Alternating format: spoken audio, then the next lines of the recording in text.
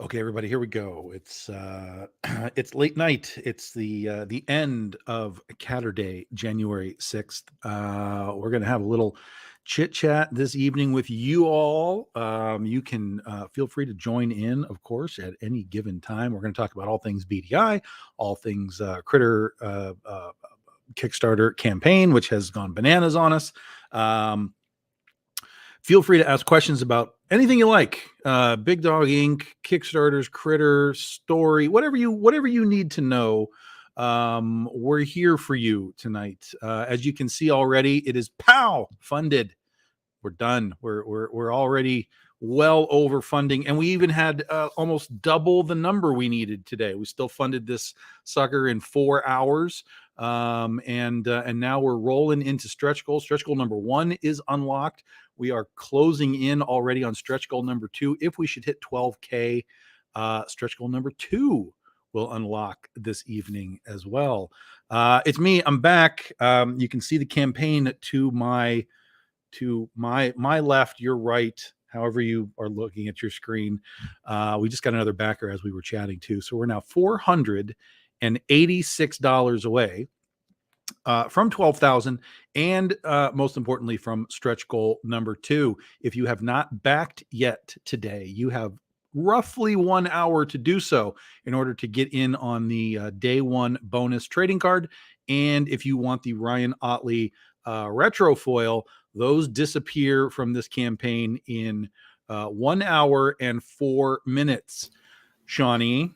1 hour and 4 minutes. That's correct. That's correct. Did you see that So smooth get on it, people. transition? That was nice. Yeah. Whoosh. Yeah, those Ryan Otley retro foils are going to be really pretty. So. Okay, there you go. You froze on my end for a minute. Oh, but you're good. You're back. Okay, You're back. I can never tell. That happens sometimes, and I never can tell if it's their side, like you froze, or if it's my side and it's my problem. I don't know. I know. Same. Because sometimes I'll be talking, all of a sudden, the feed will freeze, and I'm like, oh, and then I'm like, okay, well, what is it? But then everybody gets tired. I don't know. So I just kind of go. You roll with it. That's right. That's right. Mr. Bishop is here. Mr. Bishop, have you pledged? Mr. Bishop, you have 1 hour and 4 minutes. To get your bonus items. Bonus items, guys. I'm going to quickly actually show you that while we're chit-chatting about it. We're going to show you the campaign just a little bit here. If you have questions, of course, as we go, let me know. Mr. Bishop says he has pledged. Excellent, Okay, sir. Oh, yeah, that's right. I did see you earlier. Yes. So really quickly, just so you know, right at the beginning, first of all, there's stretch goal number 1, folks. Bunley Young has returned. The TV Magnet set continues with Rookie. That is already unlocked. But here's your day ones. So you have 1 hour left and 3 minutes. 1 hour and 3 minutes. Everybody who pledges for physical rewards tonight, 1 hour and 3 minutes. You're going to get that wizard trading card there on the left side of the image. That's just an automatic thing. It's not a stretch goal. Doesn't matter if you were at the beginning of the day or now. If you pledge tonight, you get that card automatically. At midnight, at midnight, it goes Cinderella poof, and you're a pumpkin. There's nothing I can do for you. It waves you and says bye-bye. That's right. And then on the other side, the right side of the screen, that is the Ryan Otley cover that he did for us for Critter number 1 way back 14 years ago. And we do what we call retro foils, because we weren't doing holo foils back then. So retro foils, you're going to get that Virgin edition, no logos or anything as well. So you get to get the clean piece of art, Ryan Otley and Val Staples on the colors. And that'll be a foil edition, and that will be limited to quantities ordered. So whatever is ordered by midnight, 1 hour and now 2 minutes away, that will be it. We will cut the orders off. You cannot order them again. You cannot order them on backer kit. They are, again, poof, and they're gone. So you have been warned. If you have questions about this as we're going through, just let me know. But yeah, that's what we got going for you right now. And again, stretch goal number 1 is unlocked as well. Here's a look at some of the art. The first 3 pages. We have page 1, of course, which picks up right after issue number 21 with Murder and Critter in the Sky. We see the first full appearance here, really, of the Clockwork Kitten as she saves the family from the crashing super battle in the sky. This is all Omar Zaldivar on the art and Hedwin Zaldivar on the colors. So we have the brothers Zaldivar doing this. And we're going to show you this bigger piece right here, so you can. There we go. Obviously, you'll see it better on the campaign, but I don't know what you're looking at. So there's a little up close and personal shot of the book, of the pages. You can see the Clockwork Kitten steampunk critter down there in the bottom right.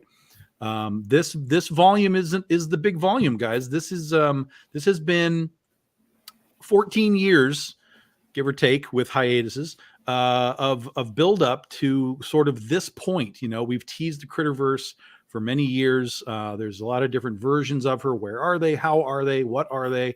And now, as you can see, one of them now exists in the Critter Prime universe.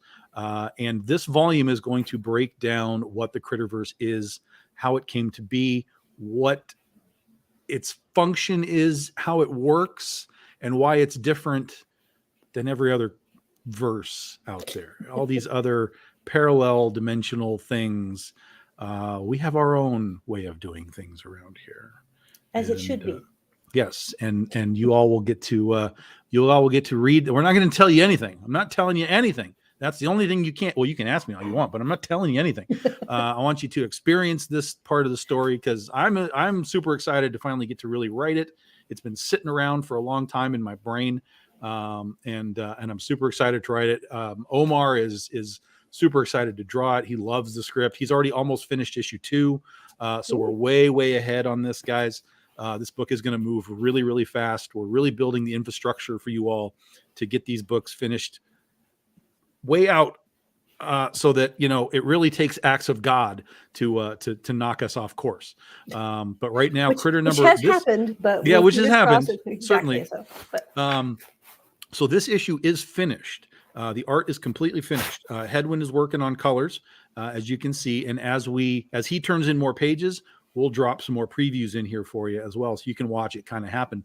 But he's told me we'll have it done in February, which lets us do the lettering, which doesn't take more than 4 or 5 days.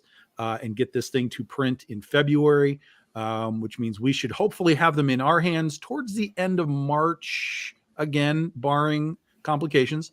And then when we launch Critter number 23 in April, we should be in the process of shipping these to you, so that as you're backing the new campaign, this book will be landing in your hands and you'll be able to see how badass it is. That's the goal. That's the plan. So far, it's all where we want it to be. So far, yes. Yes. We'll take that. So far, it's all we want it to be. So if anything goes wrong, of course, we'll let you know. But for right now, everything is pacing properly. All right. And we are at $11,514. We need $486 to reach 12,000 and unlock the next stretch goal, which will unlock the next Bun Leung magnet. So that is right there. We're right on the cusp of that. All right. Close, so close. Yeah. Now I'll take a breath. That was a lot. Hi, That Tom. was a lot. So we were here this morning and things were going crazy. Mm-hmm. We did, like I said, we had an extra sized goal this time. Why, you ask? Let me show you. Because we're not just doing Critter 22, we're also doing the trade paperback. Volume 5 trade paperback. Never before collected, issues 16 through 20, with an all new CB Zane cover with the villains. And we have reached out to CB. Usual, so. Yep. We have reached out to CB, so we'll see if he's got some time to drop in. He might come in sort of out of the blue. But and then we also have the link out to a few other people. So we may have other guests this evening, but I don't know, because this was a very last minute thing. I was sitting around and I don't even know what I was doing. What was I doing? I think you were debating whether or not to mess with videos and you decided not to. I literally don't remember what I was doing. That's kind of frightening. What the hell was I doing? I can't help you with that. I know it had something to do with Netflix. Well, there you go. But I can't. Oh, I remember now. I watched a weird movie. Obviously, it wasn't that clearly. Memorable. You don't remember. Yeah, clearly, really good movie, right? Apparently. Yeah, it was called Mascots. It's on Netflix. I don't know if it's anywhere else. It's on Netflix.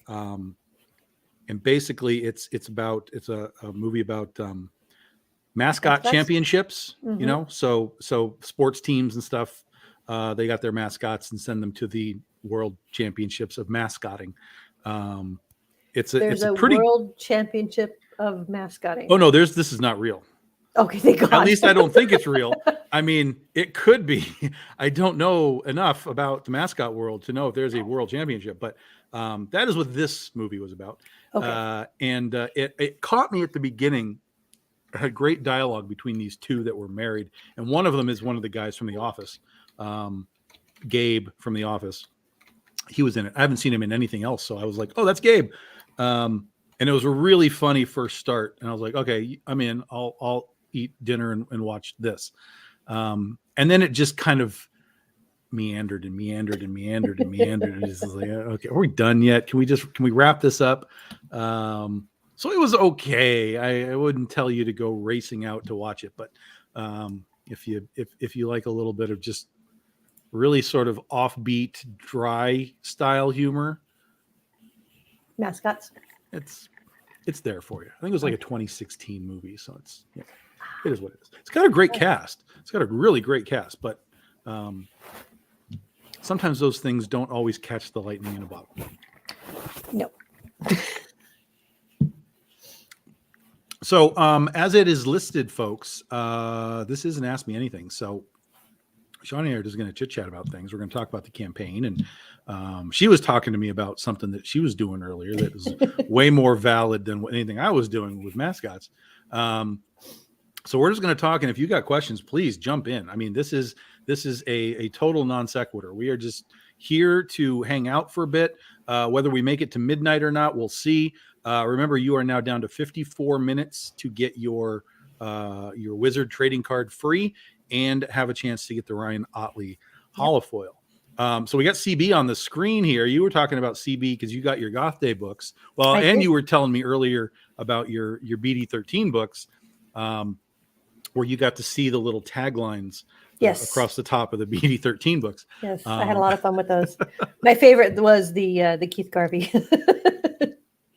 Oh my God, Becky, look at those butts. So that made me laugh out loud when I read it. So that's good. That's good. Yep. That's sort of the point, I think. Yep. So we're going to take this back up to the top so we can keep an eye on whatever might be happening here. There we go. Yes. No, I was. I got my Goth Day number 3s and everything else, and I loved them. They were beautiful, and I had fun because I realized that CB was kind enough to give me a little cameo in there. So I found a couple of different ones. So not only did I get. Did he give you the cheat sheet, or did you just find yourself?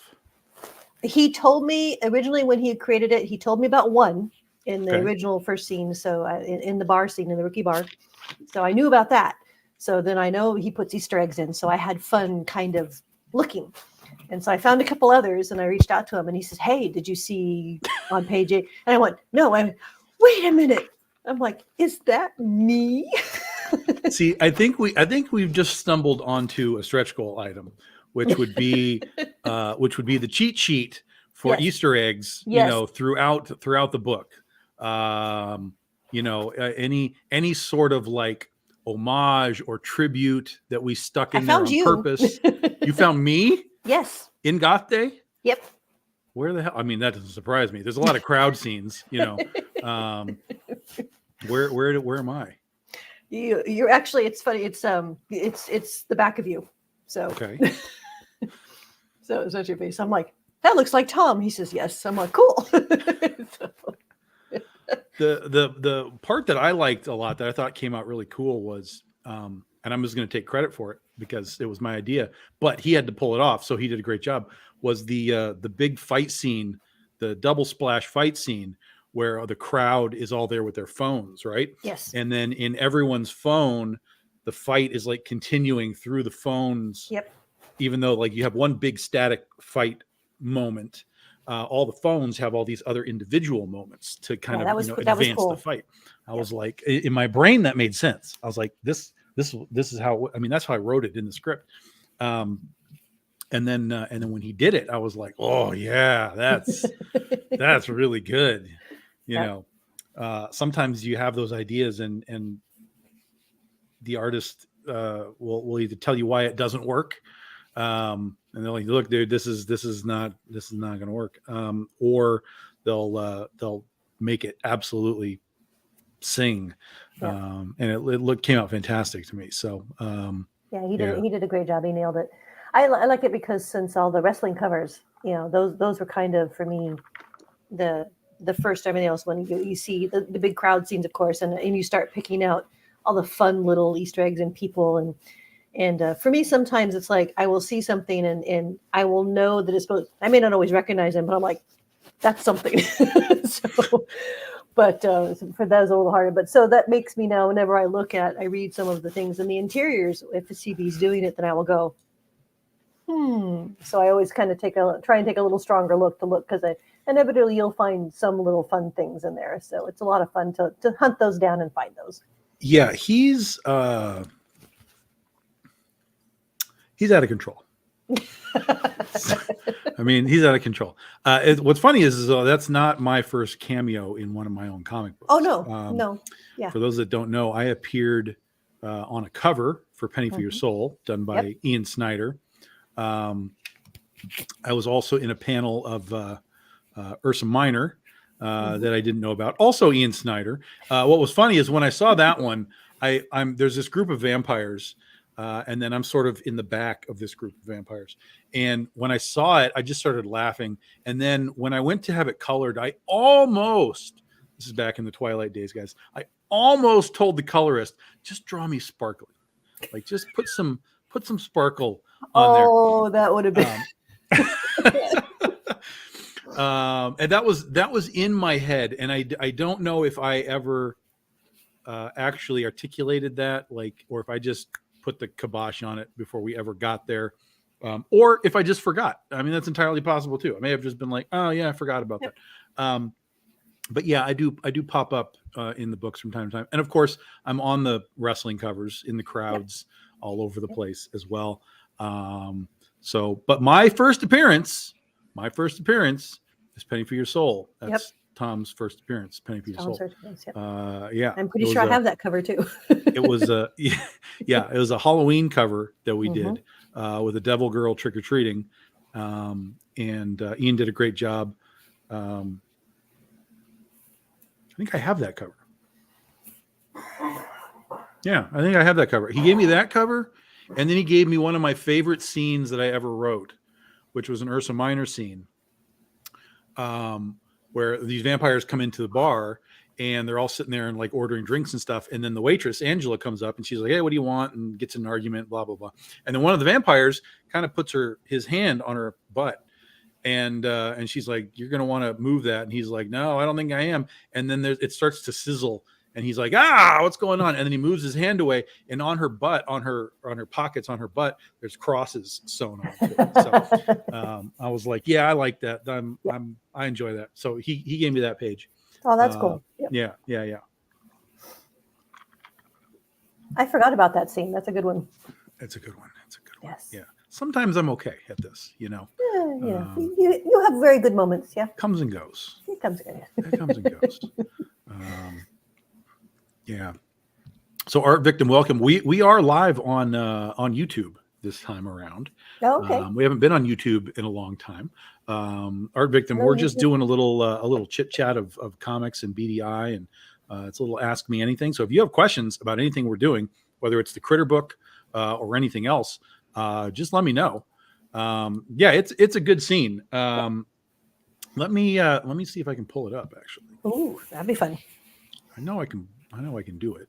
If the stupid if I have because if it's like a TIFF and a CMYK, a lot of these programs don't like those things, but I think I have these in a smaller format. This is going back a long time now, guys. This is I was going to say, that's the Wayback Machine there. 11 years for this book now. Let's see. That would be in the miniseries, issue 1. Tom's got a few folders to go through to find it. Yeah. And the further back I go, the worse it is. Of course. Because I have just the worst. What? I have just the what?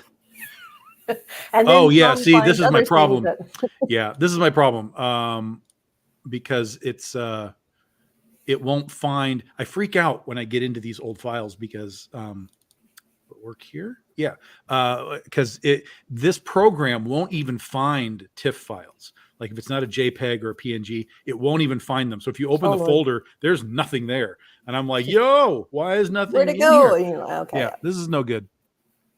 Let's see here. So it's going to be. That's frustrating. It's going to be right here. So I think it's going to come up.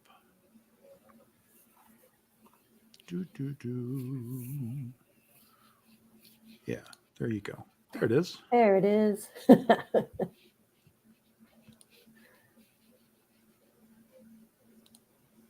So yeah, that was early. Actually, that's my 4th series for Big Dog Inc. So it's not that early, but Penny for Your Soul, Critter, Oz, and then Ursa Minor. So this is definitely going back away. This is like, I mean, this is when we were still inking pages. Like, this is a true flashback. Yeah. I mean, man, what a different time. What a completely different time. In fact, I'll tell you this. One of the thoughts that I've had is to go back to this because we're about to we're not out yet, but we're getting close to running out of trade paperbacks for this. And so as we've done with some of the other books like Critter and Penny, we'll put it back into print with a new printing and we'll do a hardcover for it. But what I'm contemplating is going back to Ian's original pencils and just coloring it off the pencils. And so we would get a book that is completely recolored. And I don't know if if I'm going to do that yet, but I have this. Yeah, I have this really because I really like what we did when we went to volume 2 and Nihai took over on the colors. Now Nihai's great coloring anyway, but she was coloring off of his pencils, and I just really like the look of it. I don't mind the black lines that we have, but I just have this sense of like, man, I think this just needs to go a different direction from a coloring standpoint. And so I'm gonna put some feelers out to some people, have them see what they can do as far as the pencils go. But Ian had really tight pencils, so it should be doable. Yeah, it's very doable, very doable. But I think it would be just an interesting thing. See, Freddie says that would be awesome. So I'm on the. Really cool. I'm on there. So, Arvik, I'd like a quick rundown of Critter and what a good issue to start with reading. So, we'll take the butt off the screen. So, quick rundown on Critter, guys. This was the first book that I ever wrote when I decided I wanted to try and see if I could write a comic book. I had no idea how to write a comic book, but I knew superheroes, from just decades of osmosis of reading comics. So I kind of felt like, okay, if I'm gonna learn how to write, I'm gonna use a genre that I feel comfortable with, and that's superheroes. So I started writing Critter. Critter is now in its 14th year of publication. Basically, it's old school superhero stuff. It's all the stuff that I love about superheroes. Yeah. It's fantasy costumes. It's utility belts. It's there's guest stars from other superhero or other creators' superheroes. Get all the trade paperbacks. That's correct. That's correct. Which are available that is the format easy way. On this campaign. So if you like number one, if you like the superhero genre as a whole, right? I think you're going to be fine. Whether it's the Adam West Batman or the Frank Miller Batman, I think you're going to be okay because we kind of sit somewhere right in the middle of that sort of tone and texture of the book. It's fun, but it also has its serious points as it goes through things. So it kind of is the perfect, I hope, roller coaster of what superheroes are supposed to be, right? Basically, the gist of it is she's a country girl from Michigan. She gets recruited by a team out in California, moves out west, finds out that being a real superhero fighting the real bad guys is a lot harder than it was back home. So it's like Peter Parker, right? When he gets bit by the spider, he doesn't become Spider-Man. He has to figure out how to become Spider-Man. What does it mean to be Spider-Man? How does he become Spider-Man while still protecting his secret identity and his loved ones, and et cetera, et cetera. So we have Critter. We've taken her from Michigan, dropped her into the big superhero universe that we have, and away we go.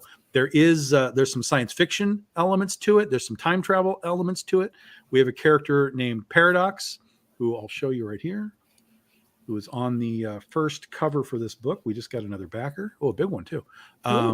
We have Paradox, who is this guy right here. Yep. Who comes from the future and basically comes back to watch Critter fulfill the destiny that he understands she fills in as history continues. So he's kind of a fanboy of the superhero realm because where he is, there are no superheroes. They've all gone away for whatever reason. You'll have to read the book. But there's no superheroes there, but superheroes exist in his history. So he's come back in time to watch this sort of his golden age of superheroes and to watch Critter go through her destiny. So in that regard, he's sort of like a watcher from Marvel, right? Because he doesn't really get involved, but he does do just enough to kind of, let her know like, hey, this is supposed to happen, so, you kind of need to do it this way. He has a little bit of mystery and just enough to be a tad irritating. Yes, that's right. And so right from the first issue, guys, we get a sense of the Critterverse, because even as he's telling her all of these things, who he is and who she is supposed to be or will be, we already see variations of Critter in the sort of these stories that he's telling. So that was the initial seeds that were planted back in issue 1. Yep. And I agree. He says the Paradox cover is really rad. So I know this was art that you think you've had from the original, right? So yeah. So the original artist for the ongoing series anyway was FICO Osio. And when we were putting this book out, we had covers done ahead of time to get into Diamond. And so we had a few covers left that I wanted to make sure we got to use to give FICO his due for bringing this book as far as he has. So we'll have a FICO cover here and on 23. And then when we get to 24 and 25, Omar will be doing those covers to wrap up the series. But yeah, FICO did 98% of this book. I can't thank him enough for everything that he did. And then, of course, he moved off to IDW, like we talked about this morning. He was doing stuff for Transformers and G.I. Joe and all the Hasbro stuff. So, like I said, Critter tends to be a bit of a gateway character, because I've noticed that you get these people and they start and then off they go to Image, to Marvel, to do it. Yeah. So yeah, it's a problem. It's a problem. Well, and Omar, the guy who Omar and Hedwin, they both now, of course, work for Coffin Comics. I mean, they work for everybody. They've done work for everybody, but just recently they've done work for Coffin Comics on Lady Satanis. So if you guys are familiar with that book, that is what this book will look like. Ultimately in art style. So that's sort of the gist of Critter. And then as she goes along, of course, left turns and right turns and villains trying to flood the world with water from other dimensions, and allies and lessons learned, and that's right. and that's right. Tough choices to be made. So that's right. Yeah. Yep. So it's fun. It's fun. This is what we're trying to say. It's fun. Yes. It's fun. So that's Critter. And there's a couple of ways to start Art Victim. Number one is you can get the trade paperbacks. All the trade paperbacks are available. You can just dive into the whole thing. All 5 are available. Or if you just want 1 or 2, you can just get 1 or 2. The other way is add-ons. You can get the whole package, or you can add them on onesies, twosies as you need to. Correct. Mm-hmm. The other way is if you just want to kind of start slow, you can start with what's called the quick catch-up, which is just the last 2 issues. So you'll get number 21 and 22, just to give you a taste of what's going on. And then if you get those and you like it, you can always go back and grab the trade paperbacks whenever you want. Now, if you want to hunt single issues, you're going to want to watch eBay and stuff. But a lot of this stuff it just doesn't pop up very often. Yeah. You're talking about a book that's 14 years old now. So while they do show up and they're not always wildly expensive, just the hunt has become kind of a tricky thing. We do have stuff. We do have stuff on our website. So if you go to bigdoginc.com, that'll take you to our store. Anything that we have will be there as far as like single issues and back issues and stuff. But if you're looking for the early, that's pretty rare. Because we Big Dog Ink collectors, essentially the fans of the long term, we tend to be a bit of black holes. Once we get them, we don't let them go. So it's we see them. So it's not like we're saying, because that's what we like it so much. That's right. So while we're here, we'll take you through the variants, everybody. There we go. We have Mars Foong returning to Big Dog Ink. She has become an overnight sensation with Rookie from Goth Day, and then Princesses versus Zombies that she did for BD13. Now she's back with Critter. Mm-hmm. Bill McKay has been around with us for years. Here is the Josie version of the costume when Bill she moves out to California. Amazing job. Oh yeah. So this part of the story, Josie or Critter moves out to California. She gets recruited by another team of Catgirl superheroes called Perfection. And so she goes out. Well, she doesn't exactly go. She's coerced to go that way. And incidentally, something that a lot of people don't really know, this book exists in the same universe as Penny for Your Soul. Mm-hmm. There is a crossover in issues 7 and 8 with Penny for Your Soul. And then that 7 and 8 actually comes back around in the last Penny for Your Soul story that we did with the ghost of Josie. Yep. So it all surprisingly ties right together. I know it's weird, man, but just go with it. Yeah, just go with it. I just go with it. Then we have the Catgirl of Mars. This is another one of the versions of Critter, little outer space edition. There are plans for this character. We'll just say that there's plans for these characters. All right. I'm looking forward to those plans. She's a fun character. Not just within the context of the Critterverse, but there are plans. Then we have the Clockwork Kitten. This is the one that's been around the most. The steampunk critter, as she's called. This volume brings her into this story in a primary way. And again, the whole story now, this volume really will lay out the groundwork and the foundation for what the Critterverse is, how it works, and why it's different from all the other multiverses that you guys are familiar with in all things comics and movies and so on.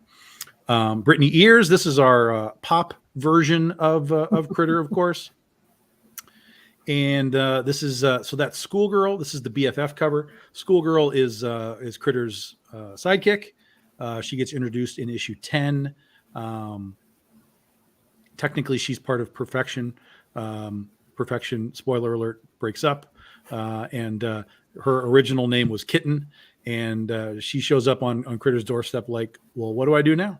And they find a new role for her as Schoolgirl, and they are now sidekicks. We have Iron Butterfly, the first of our villains covers that we're going to start doing. We're going to get the villains out on their covers. So basically, Iron Butterfly is essentially an arms dealer. Sort of an underground arms dealer, not really a la Tony Stark, because he's sort of above board and doing it for the military. She's more stealing from the military and doing her thing that way. So more villainy. That's right. And then we have the Doghouse team up. This is a cover by Jason Hay here. I've always loved what's that? We have a first appearance. And a first appearance, that's right. I've always loved the old team up books, so I wanted to do something like that. And Jason was totally game. So you've got Critter and you've got Blue Jay fighting the first appearance of Medusa there. It came out really great. We also have Dan Olvera on colors. His first time with us, so that came out super great. So that's your basics. That's your 9, guys. That's your 9. And then, of course, there is the trade paperback available for the first time with the villains cover by C.B. Zane. Then we have the next week's. You can order this right now. This will be available throughout the campaign. You can order it right now, but we're not going to show you the art until next week. January 12th is the 25th anniversary of Britney Spears' first album. And since we've adopted Brittany as one of our characters with Brittany Ears, Brian Peterson has done a cover for this little celebration that we'll do next week, and Sanju Nivengoon is coloring it right now, and once we have the art, we will debut this on January 12th. But again, you can order this right now. You do not have to wait, but if you want to wait to see until you can actually see it, you can grab it for the mystery, or you can wait until the actual. Trust me, you're gonna like it. It's good. It's really good. Yeah. And then we have, of course, the toys. I've seen the pencils. It's pretty amazing. Yeah. If you like your action figures, we have the classic blue. We have the modern blue. You can get any of those action figures that you like. They're legit, guys. Legit. Yep. There she is. Dun, dun, dun. Legit action figures. Don't be afraid to take it out of the box and play with it. That's right. That's right. I did it. We have some metal trading card sets. If you guys are into the metal trading card sets, we have those available for you there. And then there's the combo. So there's your quick catch up. You get issue 21. You get issue 22. Simple as that. We have available for the first time the Paradox Paradigm. These are we just got another nice big backer. Oh yeah, we did. Cool. So this was really the beginnings of the Critter verse. So we did an expansion of it. We gave all these sort of backup characters Their own one shots. Yeah. So all of these are digital only. I do not have these copies. They're all long gone. When you're talking about back issues, good luck. But you can get them digitally. You can read them digitally. So we have those available for the first time. We also have the complete combo. So Art Victim, here you go. Here's everything, literally everything. All 5 volumes, the in-crowd spinoff, the 2 new issues, 21 and 22, and all of the Paradox Paradigm digital issues. So you can literally get the entire thing. This has been a really popular pack already. It's a great deal. You dig digital? So this is available digitally. This whole thing is available digitally, Art Victim. You can get all of that in one shot. I think it's like $65, and you get the whole freaking thing. All right. So yes, all this is available digitally. And I just lost my page. There we go. We have the mystery boxes, which have also been super popular. I had people were disappointed we didn't have mystery boxes on the PVZ campaign. They're like, did I miss the mystery box? Did they sell out? I'm like, no, we didn't do them on that one. And they were like, oh no. I said, okay, we'll bring them back. I promise we'll make this happen. So we have the mystery boxes. Yeah, man. It's you're going to get 8. This is a great starter set. You're going to get 8 variant covers from 8 different books. So it's a great starter set if you're not familiar with all the things that we do. You're going to get 1 super variant, which is like a foil or a metal or an artist edition, something where there's like less than 50 copies. You're going to get that Keith Garvey book, which is exclusive to that box. Okay. And I just realized I didn't post an image in this thing. And that might be why we haven't sold them yet, other than some add-ons. I'll tell you what I missed in just a second.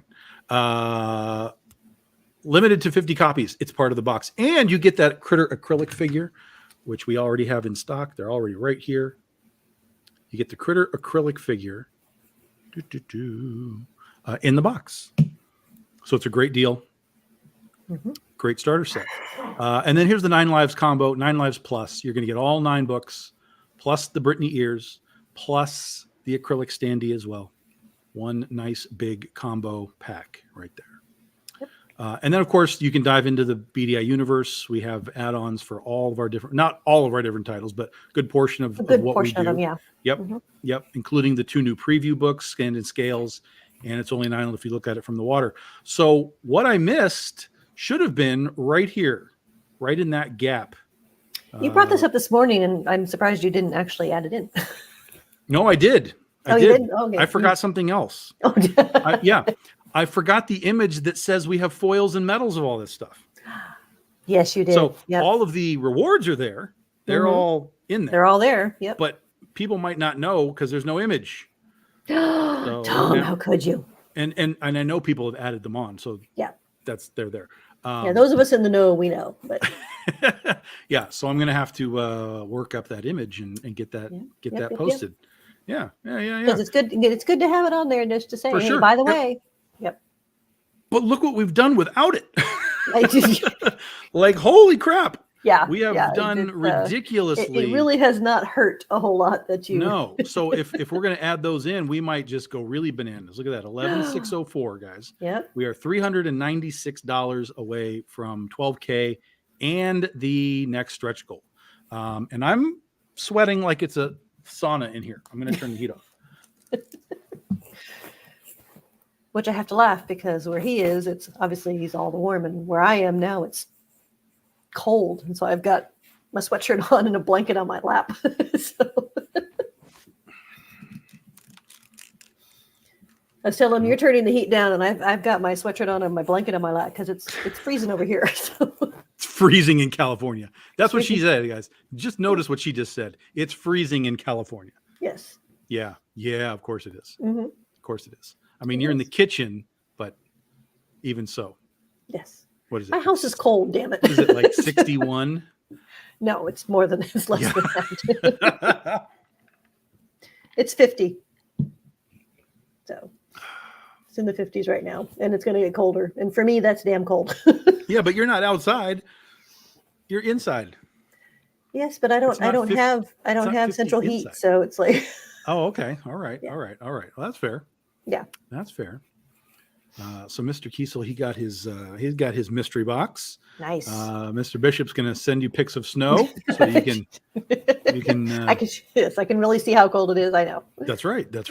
Right. Yes. Bring it, Mr. Bishop. Go for it. Oh my God. So guys, so you've seen the campaign, you've seen my mistake. Yeah, and I know why I made the mistake. I can see it on my chart. I can see why I made the mistake. One of the infamous legal pads. Yeah, because I'm stupid. God. I need to like. I feel bad because I didn't even catch that either because you had me go through it too, and I didn't as well. So I need to like create a template on Excel so that when I go in, I have all the categories. Like, here's your covers, foils, metals, like, so I know it's all there. Yep. Instead of writing it down from on a blank legal pad, you're just gonna forget things. But again, like I said, we've done almost $12,000 here. Doing good. Without them, or at least not without them, they are available. They are there, guys. They just weren't posted. They're just not posted as an image, but they are there. I thought that was really weird as I was looking at them. I'm like, why hasn't anyone bought a foil or a metal yet? That's so strange. And now I know why. Now I know why. But oh well, we'll fix that. Don't worry, guys. We'll fix it. And you have plenty of time to get them. Add them to what you've already bought if you want to. Plenty of time. This is a 3-week campaign. 3 weeks. We end on the 28th. It'll be Sunday the 28th. And we'll do a live countdown show during the Midnight Collectors Club that we do on Comic Book Shopping Network. So you've seen the campaign. Anybody got any questions beyond what I already told you I screwed up on? So used to adding the see that's exactly. Yes.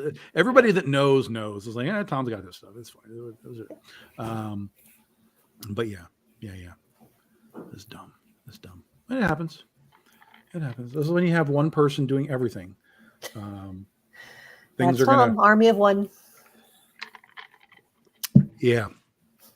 So any questions, guys? Any comments? Any thoughts? Anything you need? Anything you saw that I missed? Or got any other questions about the books or anything? Again, we're just kind of hanging out here for a little while longer. You now have 21 minutes. 21 minutes to get the bonus card item today. It goes away at midnight. And so does the Ryan Otley retro foil. So please don't miss it. I don't want to hear messages tomorrow saying, oh, I forgot. Like, oh, you'll still get messages. You know it. Did I hear some stream that you use a larger format, tall picture for your Kickstarter setup? Oh yeah, I do. I do it like this. So these are all just the individuals there, but when you get to the actual stuff, it's one big continuous image, all connected like that. That's how I have sort of reworked everything that we do. And then everything says below includes this. Of course, the description in the actual reward tiers might give you a little more detail. But this is enough to give you the gist of what you need to make your decisions. That's it. I like it because I'm a visual person. So for me, this is my jam because I like to go through and everything else and I can see, and that's. Yeah. And I think that, because everything is set, right? So you have variant rewards, zoom, and then you get to the end and you're into the next thing. Trials is and then you're into the next thing. So it breaks. So every segment is its own long piece. It's not one long piece with everything on it. So there are breaks. And just for me, from a visual sense, it was different from what everyone else is doing. And I liked that. I like being different. Duh. Right. No. So, that's just kind of how we did it. So you can actually, if you see this too, right, it's all blue. I'm really proud of myself for this one. It's all blue, right? All blue. For the critters, right? Yeah. And but then if we get down here, it starts to change into green because we have the rest of the Critterverse. And then we're into the Critterverse and it's all green and all green. All other characters are in the green. So I was like, yeah, that's super cool. I like it. So, more differential even within the big one. You get a differential as you're kind of going through things. So yeah, that's people have asked me questions about that before and they don't understand it. Now you don't have to understand it. It's just the way that I do it. You just have to go with it and it works. Yeah, so. That's right. There's everybody else's way and there's the Tom way. And then there's my way. Oh. Acquire another IP? Like, you mean actually acquire? Like if I wanted to buy Vampirella or something? Is that the question? Clarify me the question, Mr. Lennon. Because I'm sure there's an answer. I mean, obviously the answer is Godzilla. Have you actually ever acquired an IP? Because I know you've created pretty much all of those are yours. Yeah, we use public domain IP, but there's no acquisition there because it's public domain. Right. Acquisition would be like buying Vampirella, something like that, and acquiring an IP. I have looked into. I've looked into licensing some stuff, which didn't come to fruition for various reasons. But I've never looked at like, oh, here's a dead company. Like, where's all their stuff? Who's got what? In a lot of cases, it's because if it's a dead company, it's probably a reason that it's dead. So you'd have to really kind of dig through the dregs to find, oh, there's a thing. Let me talk to them about that thing. An existing property. I mean, I don't know what I would want. I mean, obviously I know what I want. I want Godzilla, but that's not going to happen. I mean, Toho's not going to sell me Godzilla. So, I don't think that there's anything. Well, you can't say nothing's for sale. Everything's for sale. Potentially. I mean, look at even things like the Terminator franchise has changed hands multiple times. And so anything can be got if you have the right number attached to it, I'm sure. But I don't know. I don't know that I've never really thought about like acquiring something in that regard. I mean, I remember when Vampirella and that kind of stuff was, it went from Warren and they went to Harris Comics. I was like, oh, wow, that's really great for them. And then they were great for a while until they collapsed. And then Dynamite acquired it. And in that time, I was kind of like, oh, man, I would kind of wish I had been around. But, you got to have a lot of money for that stuff, even when it's, because those are IP. Any IP that has value has value. And so, you got to be prepared to have money up front. And then you got to be prepared to have a plan to get that money back as quickly as possible, i.e. Disney and Star Wars. Like, we just spent $4 billion. Let's go ahead and get that money back. And we got what we got. So, there's a lot of stuff that, I would absolutely talk to the Crofts about acquiring Land of the Lost. If they ever decide that they want to let that stuff go for any reason. I don't know that they have heirs. I'm sure they must. But I've never heard of like the Croft family. You know what I mean? But it could be that they're just out of the limelight. Like they're just not there. Sid and Marty have been the Crofts forever. But one of them just passed. I think it was Sid. Sid Croft just passed. So we're down to one Croft brother. And that was one of the things that I pitched for licensing way back. Was for I remember you talking about that. Yeah. And that was fun to do. That was a lot of fun to do. And we lost out to a publisher who fucked the whole thing up.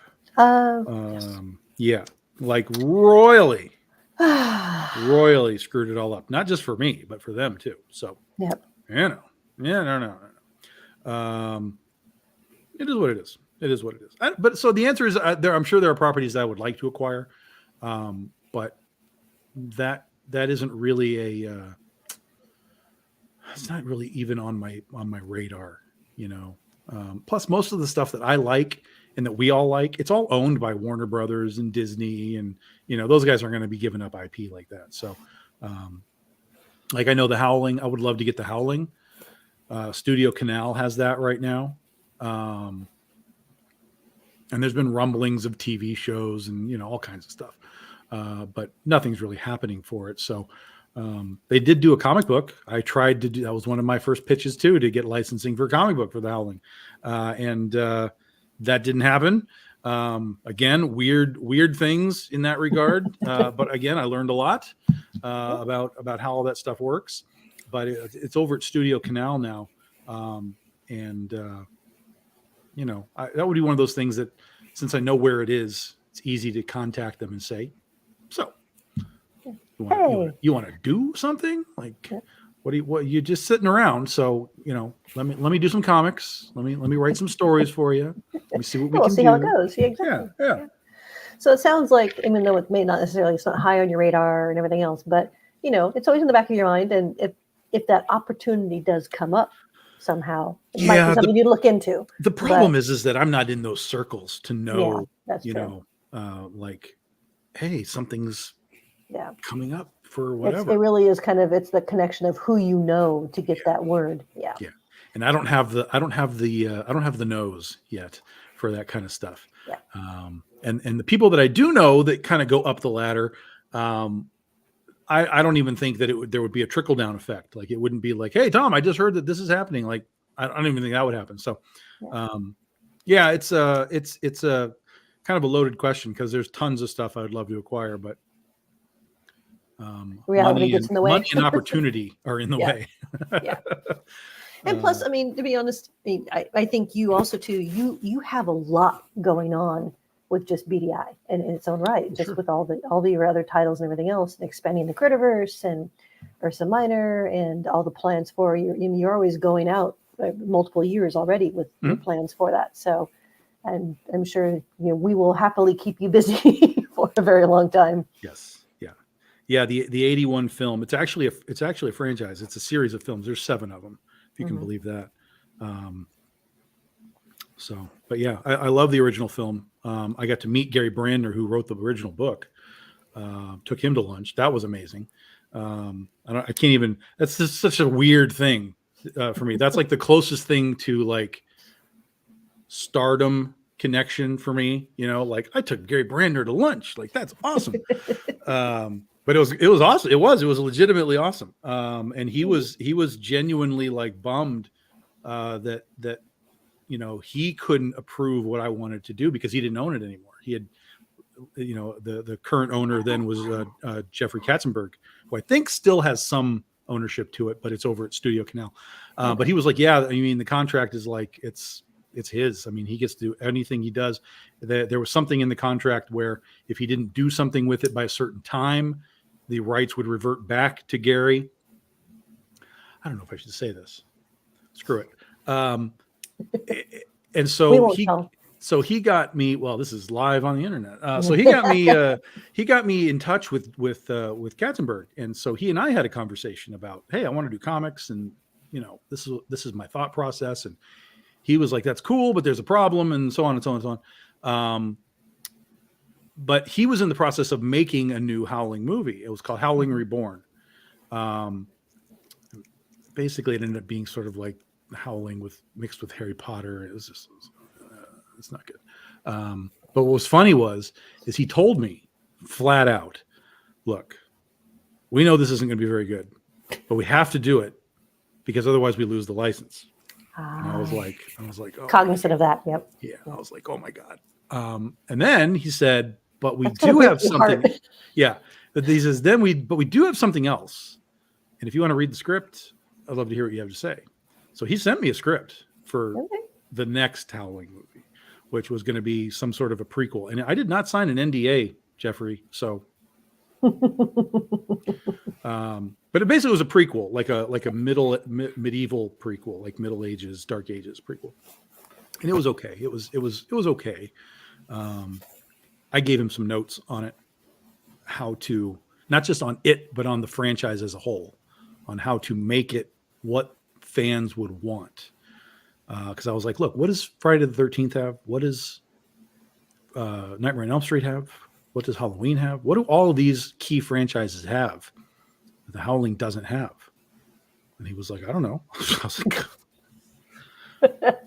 I'm here to tell you. Yeah, I was like, this is what you have. Like, it's right here. And here is how you incorporate it into this new movie without changing anything in your story. You just, in your final scene, as this is happening, and they're by this castle or whatever, you just do this. And you instantly open the door to what I'm telling you. And I'm not giving anyone else this information. So you can all suck it. This is my information because I know how to make The Howling. And he looked and he was like, literally, he was like, oh my God, you're right. You're absolutely right. And I said, and I sat there, I was like, oh my God, like, is this going to happen? Like, am I going to get involved with this right now? And then he goes, but this and this and this. And, some part of it, he was afraid was still owned by MGM from the original movie. And he was like, we could probably do it, but if we did it and MGM decided to sue us, they could hold us up in court for too long. And then we'd lose the license for it, the rights, because they'd hold us in court too long. So we can't do that. And I just was like, oh my God. Oh my God. Oh my God. Yeah. When you start adding the legal crap in there, it's like,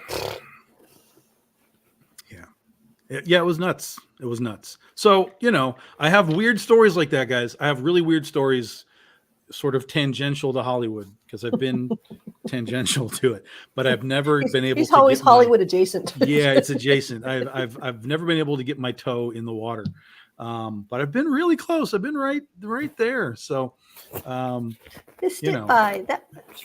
I still think about it every now and again to just send Studio Canal a message and say, what are you doing? What's happening? Is there a TV show? Do you want to license this out? Do you want me to work for you to do it in-house? Like, because they could do it in-house. Like if they wanted to, they could just be like, hey, we're going to produce it. Come on, man, let me help you. Yeah, that's right. It's like, here, let me save your franchise because I can do it. I've got it locked in.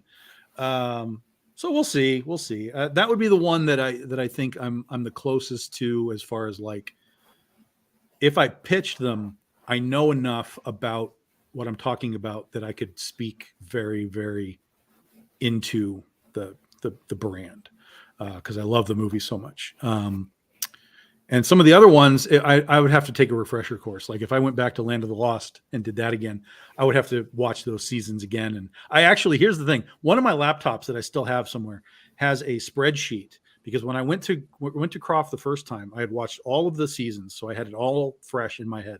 And I made a spreadsheet of every possible fact from every possible episode. I had all of the jewel combinations written down. So this one makes explosions. This one does this. I would love to see that. That would be amazing. Yeah. I mean, right down to the name of Holly's horse back home. I had everything. It was all there. Encyclopedia of. Yeah, it is. It is. And so I was ready when we were pitching. Like they were like, dude, this dude knows what he's talking about.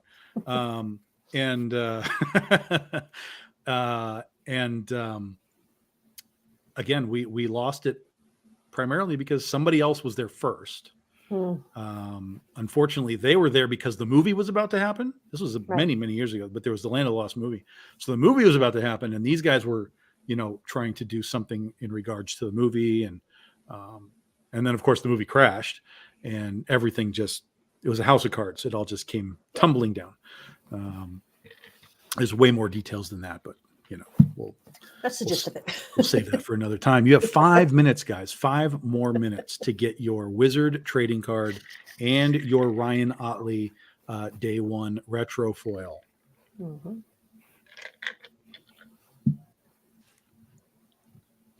Land of the Lost is a pain in the ass to try and find affordably. What is the DVDs? What are we talking about? I would imagine the DVDs, but yeah, clarify, please. They're out there. I don't think they're that hard to find. I'm sure they've gone up in price because they've never been put on Blu-ray. They were only released they were released one time in the dumb days of DVD, where they're put like 2 episodes on a disc, right? And then they did a full, here's the whole thing in one big box set. And it's never been re-released. So that is true. I mean, that's a difficult thing. Yeah, he said it. Yeah, the TV show is on DVD. Yeah. Yeah, I've still got mine. Yeah, Land of the Lost. I'll tell you, the Land of the Lost has a unique connection to BDI because Land of the Lost brought me and Steven Smurl together on a website called Digital Webbing. Digital Webbing still exists, but it's just a terrible shell of itself right now. But it was a big creator community. And there was even a chat room in there that I basically just sat in the chat room all day. Even when I was at work, I just was in the chat room. So that when people came in, we'd talk about stuff. And so somehow Land of the Lost came up. We were talking about it.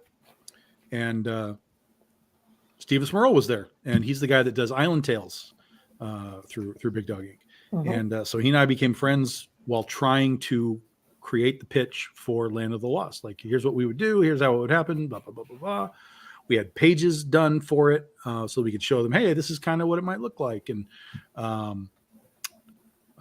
that was the early days of Big Dog Inc. So it's an interesting, little bubble how all of that goes. So yeah, Land of the Lost would be one that I would love to get. But I mean, everyone would. That's the Key Croft property. Yeah. That and like Sigmund and the Sea Monster and Electro Woman and Dyna Girl. Like, those are the top 3 that if you had the IP, you could make money from them.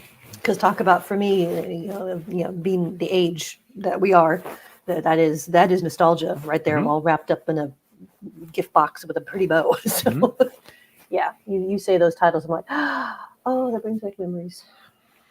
Oh yeah. Yep. And good ones too. I mean, that's. Of course. Yep. Of course. Mm-hmm. So that was a long answer, Leonard. He's probably not even here anymore. It's all right. Probably not even here. You can always go back and listen to it. 2 minutes, guys. 1 minute, guys. 1 minute, and then the day one bonuses and Ryan Otley foil are kaput. But we still have 21 days of this campaign. I mean, we're already right on the edge of 12,000, which is just mind-blowing. Here, let me say this. Uh-oh. So the first Critter campaign that we did in 2019, I think it was 2019, we did in a month about $8,000. Today, we did $8,000 in 4 hours. Yep. In 3 hours. Sorry, in 3 hours. Yeah. Mm-hmm. So in 3 hours, we matched what we did on the original Critter campaign in 2019. And by the end of tomorrow, we could be almost, we would need like $3,400. No, $4,400. We could double that campaign by tomorrow night if we do $4,400 from now in the next 24 hours. Like, that's mind-blowing to me. That's just mind-blowing to me. And Leonard stuck around. Leonard stuck around. We just got another backer right at the end of the evening. Dun, dun, dun, dun. Dun. There it goes. Woo. So yeah, it's, I do these podcasts all the time. Not me, but me on other podcasts. And there's this talk that the only way to be successful is to do NSFW books on Kickstarter. Yay, Tomcat. Not safe for work, for those that don't know the code words, NSFW. Yeah. Boobs and skin and porn and whatever. And then here comes Critter today with nary a bit of any of that, with really nothing but a built-up universe, cool characters, cool stories, cool art that isn't skin art. It's never relied on that ever in its history. But now, even on Kickstarter, during the time when people say, oh, you're just doing, you can only do skin, other books don't make it, we're literally watching it happen. So, no, he did not get a retrofoil. Ah. I don't know what he grabbed, but he did not get a retrofoil. Okay. I was just curious. I can find out what he got. Sorry, Tom. Tom Katz, didn't mean to put you on the spot. I was just curious. He grabbed Mars Fung's cover. Oh, there we go. Nice one. So, we have to, as a community of creators, understand that when something doesn't work, it might be not working for a reason. And that reason might be that you didn't put enough work into it. Right? And this is a really hard thing for creators to sometimes hear. But it's the truth. Because just because your mom said it's good doesn't mean that when you get it to the general audience, at the end user, doesn't mean that they're going to think it's good. Yep.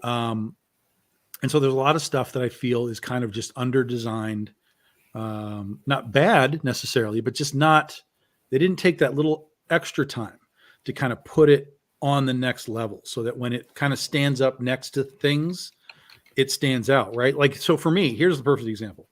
When we first started Big Dog Inc., when we were doing designs and stuff, I was like, look, I need these characters to stand next to Wolverine and Spider-Man and stand out on their own. Like, they need to be able to look like they could be like Marvel and DC style characters. And if we can't do that, we're taking steps down already. We're already behind the eight ball. We're already behind the eight ball because nobody knows who we are. Nobody knows who our characters are. Nobody knows who our creators are. But from a design sense and from a storytelling standpoint, there are sort of the metas and the algorithms that you can sort of purposefully tap into to make a potential audience member take notice of what it is that you're doing. There's color schemes. There's, it all comes down to design. It all comes down to design, both in the character look and in your story design and how the story is told. So, and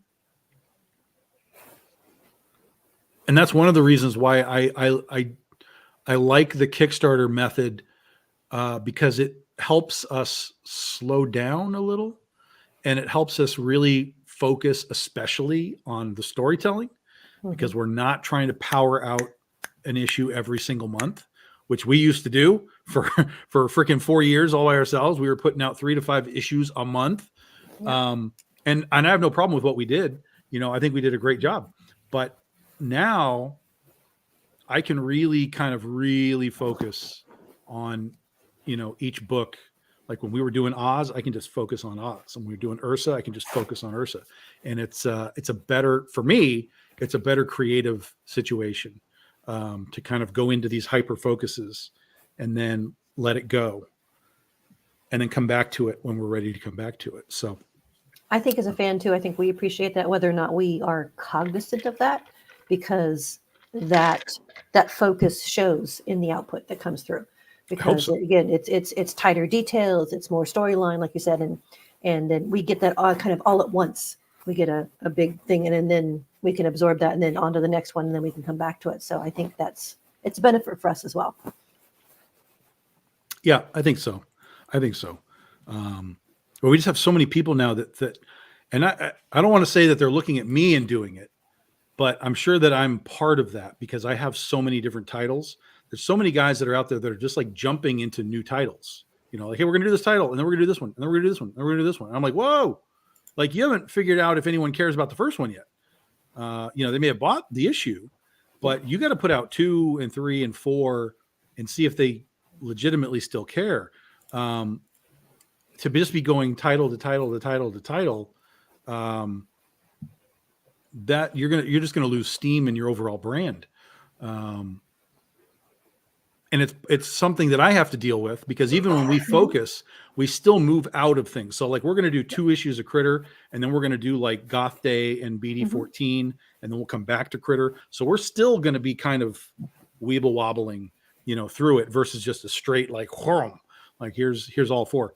And I see the results in that. I can see where we wobble from time to time when we do that stuff. But for me, I already have so many established properties that it's like, if I don't do something for some of these, it'll be years before we ever come back to them. And we might lose our momentum that we had when we did it, so many years ago. So that's why I'm really excited to get back to Penny for Your Soul next year, because so many people have been waiting for it. Yes. And then all that is pressure. All that is now, 4 years of built up pressure of like, we're waiting. Yes, and you have nobody to blame but yourself. So that'll be interesting. JB is like super. When I told him that we were like, coming back, what did he do? He did something somewhere. This was so long ago. Well, he did the catnip book. Yeah. That might have been it. And that was 2020. So that might have been it. I don't think he did. No, he did something else. What the hell else did he do? I swear he did something else. Maybe not. Where's Freddie? Anyway, he probably knows. Point is, yeah, Freddie, help us out here.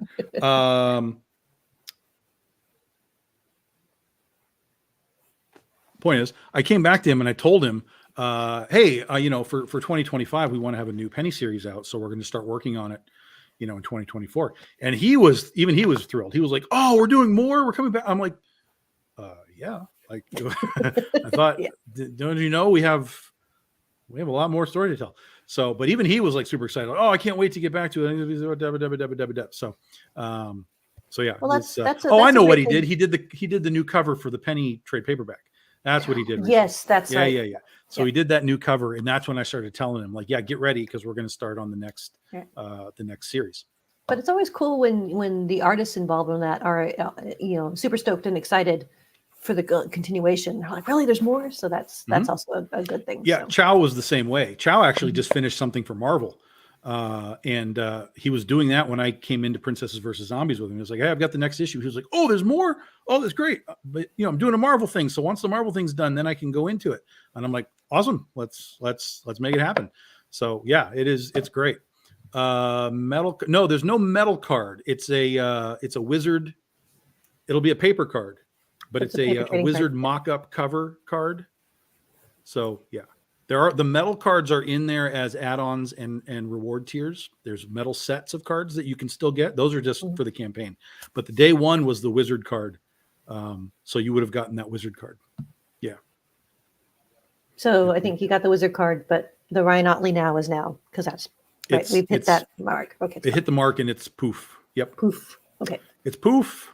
Poof. Yeah. Poof as of quite a few minutes ago. Yes. Yes. It probably was dipping out just as he was coming into it. I think he was like literally was right in that bubble. Yep.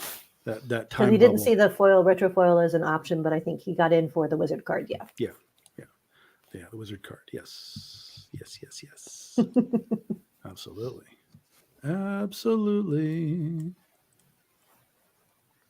So that was cool that we got people from YouTube hanging around. Yeah. We'll have to. Yeah, thanks for chiming in and keep doing YouTube a little bit. Yep. But all right. So $331, guys, away from stretch goal number 2, which will easily wake up to that tomorrow. That'll be no problem. No, if you add to your pledge, it shouldn't change. Your pledge has a timestamp. So whenever that happens, that's your sort of official time. So no, you can absolutely add on, Tom. That's one of the nice things we like about Kickstarter is that, yeah. So whenever you get your initial pledge in, that's kind of, you're locked in that time, and then you can modify, change, add to as much as you want, like until the campaign ends, and that still will not change your initial status. Yep. So you'll be good. You'll be good. Have no fear. Go get that trade paperback. Oh yeah, get that trade. Go for it. Go get it. Get it. Do it.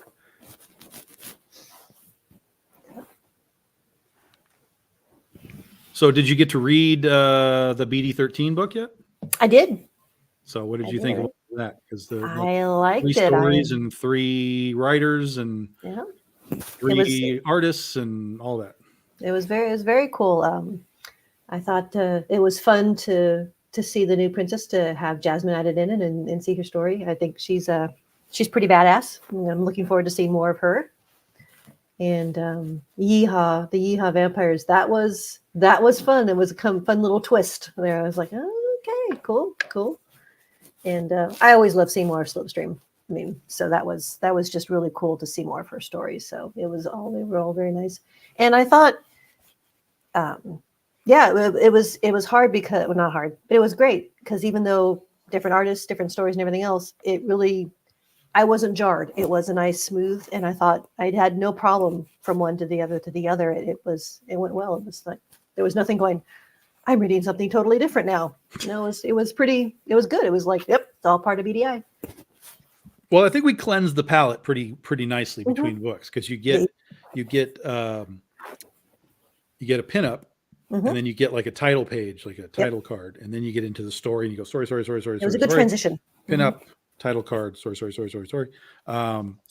we set it up so that you could take a moment, you could take a breather between the two. Like, oh, look at that cool pinup that's there. That's awesome. Yeah, okay, what else does this book have? Which I didn't do. I went straight through. Just tore through it. I did. Tore through it.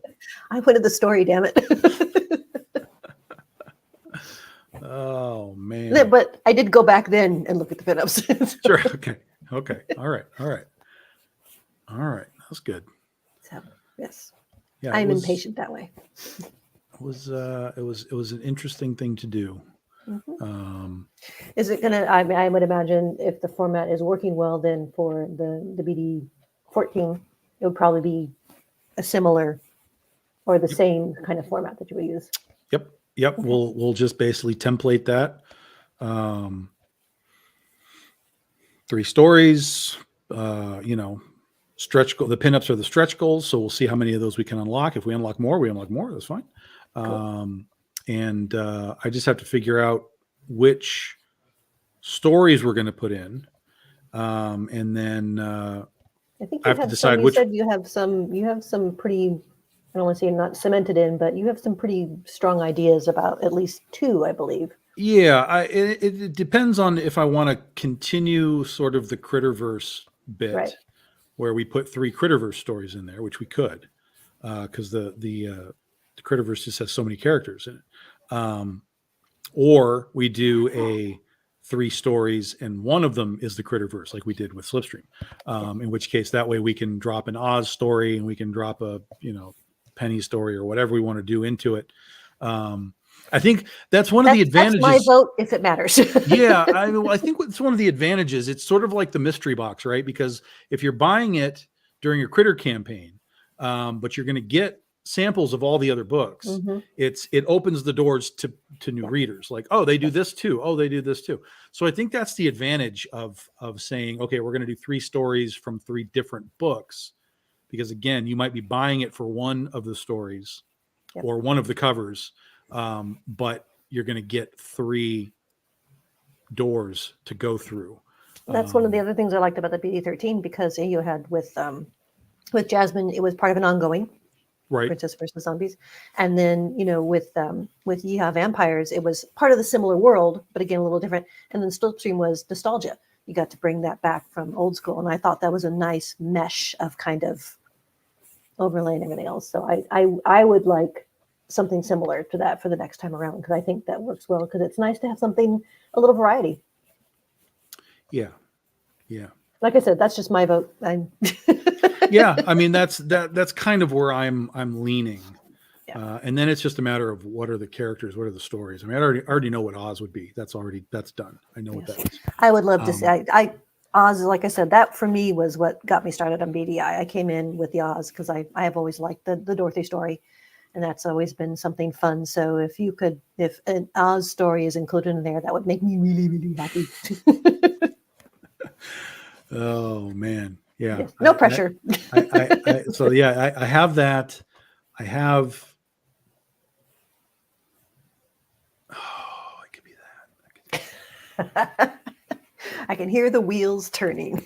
Taking it. Oh man. Didn't even occur to me. Uh-oh. Yeah. Tom now has to rethink. Yeah, all right. I just came up with another option that I hadn't really thought about. Yeah. So okay. Okay. Now I'm dying. Yeah. Don't So yeah, there's so many options. And we'll have to figure it out. And then I got to figure out, who's going to write those other things, or if I'm just going to write them all. But I did like working with the other writers. That was fun to do, to bring some different sort of voices to you guys as well. So that was part of the variety, I think, that made it successful. So yeah, absolutely. Absolutely. I'm just notorious for not wanting to share my toys. Yes. That's but you've done it in the past too, like when you did when the Comics Unity for the spin-off comics. That I think that also worked really well. But that I wrote mine and then they wrote theirs. I know, but I'm just that was okay. But in this case, it was like, okay, you write the script. Go ahead, write the script. But we did do it like way back in the day with the Paradox Paradigm. Those are all written by different writers. Right. It's been done. I've had people do it. It's not a problem. He says grudgingly. Yeah, it's not a problem. It's fine. So yeah. We'll see what that is, but yeah, we are going to do BD14 this summer, so keep that in mind. And then next year, someone was asking me the other day about it. Somebody asked me today because I was doing an update on the Critter toys about the new Critter book, and somebody that had bought the toys was like, "Oh, are you going to do more toys? Because this thing is freaking awesome." And I was like, "Yeah, we've already talked to them. They want to do more, and I'm pretty sure we're going to have it for next year." Okay. So it'll be, and I'm like, it's our 15-year anniversary, so we have to kind of go big and do something big and crazy for 15 years. So, yeah, I'm 99% sure we will have a campaign next year for the next toy. Okay. So something to think about. And as we get closer and have have them doing their mock-up and modeling and so on, we'll let you all know what it's going to be. But yeah. So that's coming too. That's coming too. Do you already know firmly the character that you're going to work on, or do you have options in your head? There's options. I've told them my options. They seem open to either.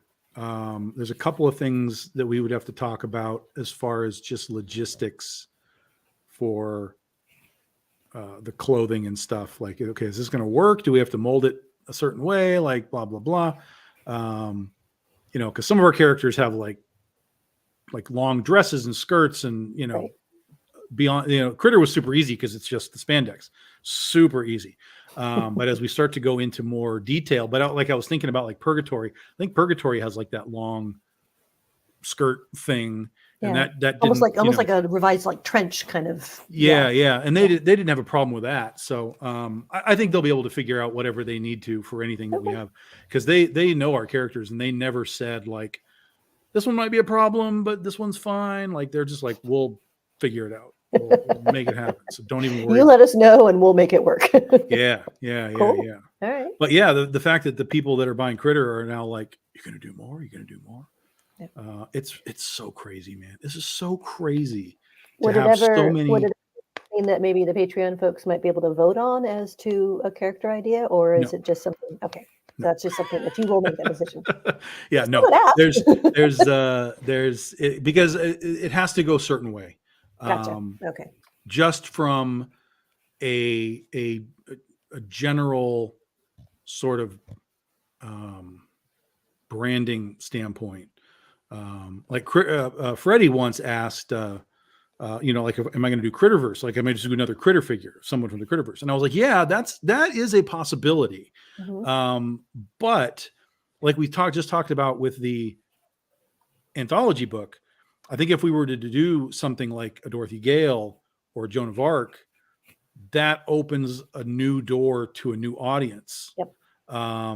And while the people that bought the Critter figure, if we were to do a Critterverse line, they might get super excited about that. Like, oh my God, like there's more mm-hmm. stuff. I think that would be something more down the line. Like if we do another one or two outside of the Critter brand, and again, we kind of get a foothold in the toy market. Like, oh, okay, these are good. They're selling. People like them, blah, blah, blah. Then we can come back and say, okay, now we're going to do the Critterverse. And do it's a couple almost of Critterverse or your overall title characters. Correct. Yeah. Like I immediately when I was done with this, I was like, we should do Catnip because she has become wildly popular. And I think that we would still land in that cat girl anime manga thing. But then we also start to lean into like the Lady Death Purgatory thing with like the black leather and you know the that kind of stuff, the rock and roll kind of stuff. Mm-hmm. So that was immediately on my mind. Yeah, I was like that I feel like we got to do that. But again, I kept coming back to I think we got to be Oz because there's a market for just Oz. And then there's a you already got another vote for Catnip. if we do Penny for Your Soul, Joan of Arc is just, again, it's a brand name, with Joan of Arc, and then it's steampunk with the wings and stuff. So it's like, there's so many options, that, and I guess having options is great, but it's also like going into the Cheesecake Factory and looking at their menu that it's like 12 pages long, 12,000 pages long. Exactly. What is happening? How am I supposed to pick anything here? So, Yeah. But yeah, Catnip would be really awesome. But I'm with Tom. I think for me, again, like I said, for me, if an Oz one would be amazing. So if it's possible. Although Joan of Arc would be, holy crap, that would be cool. Yeah, I agree. And for me, I have ties to the Oz community.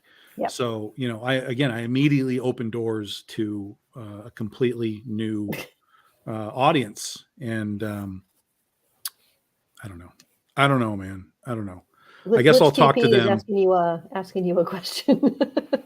I just get the bucket. It's all the pieces. I'm all for all the pieces. The KFC bucket. You just get it all. And then it's not really so much the chicken as it is the seasonings. He's equal opportunity that way. Yeah. It's the seasonings. It's what you put on them. that is the key. This is the. We haven't used this term in a long time, but it's burlesque marketing. It's what you put on the thighs and breasts that matters, my friends.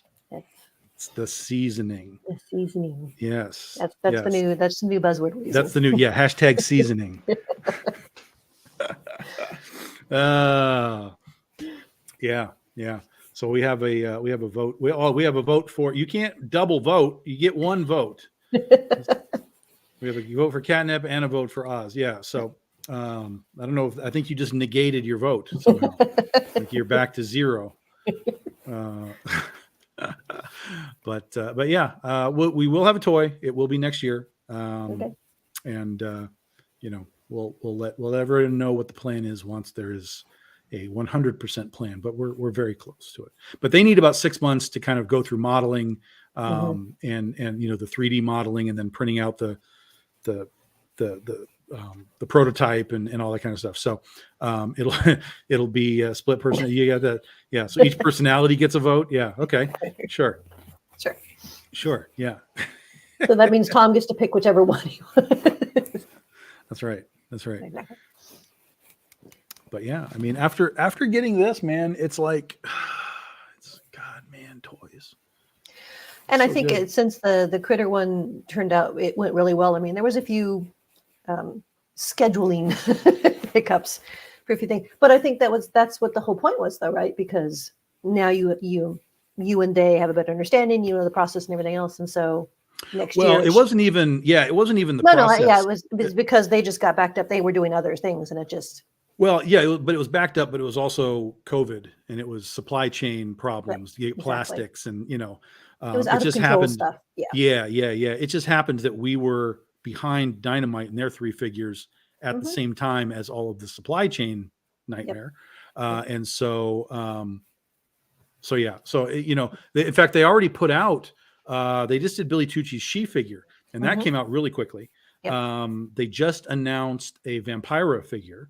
That's coming out soon. I almost blew it.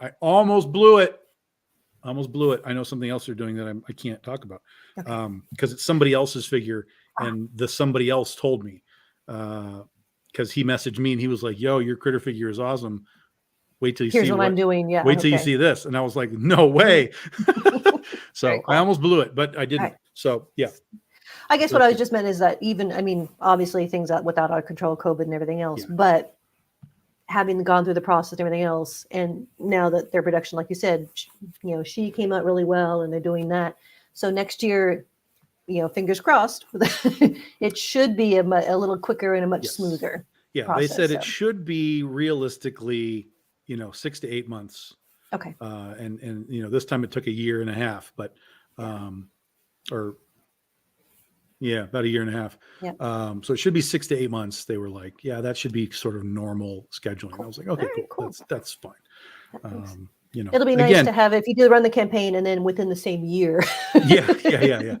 I mean, and you know, most of the people that bought the thing, they were fine. I mean, they understood what was going on. That was totally cool. I mean, you are really good too about providing updates when you can. You know, you're like, hey, I may not have anything else to say because it's out of my control, but here's what I know.